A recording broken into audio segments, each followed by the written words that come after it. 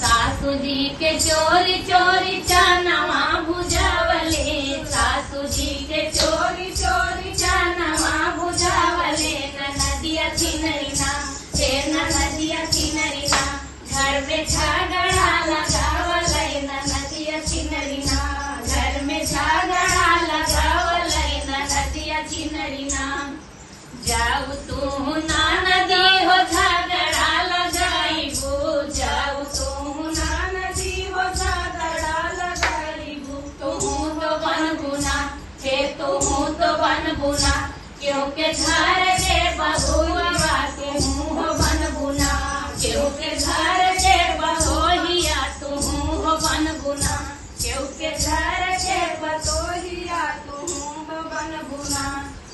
जेठनी के चोरी चोरी चौरा भुजावले, जेठनी के चोरी चोरी चौरा भुजावले।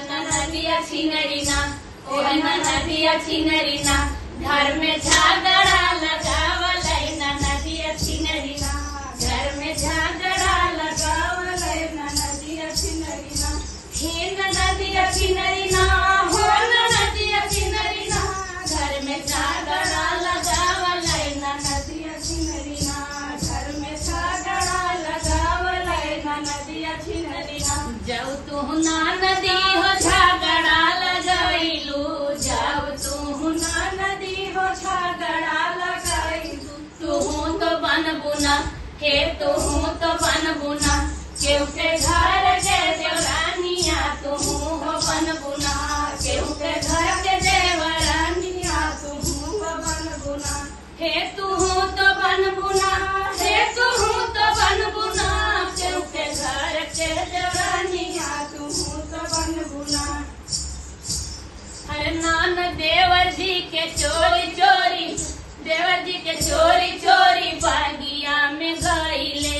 देवर जी के चोरी चोरी बागिया में गईले, बागिया में गईले हो बागिया में गईले। नदिया छिनरिना हो नदिया छिनरिना, घर में झगड़ा लगावले।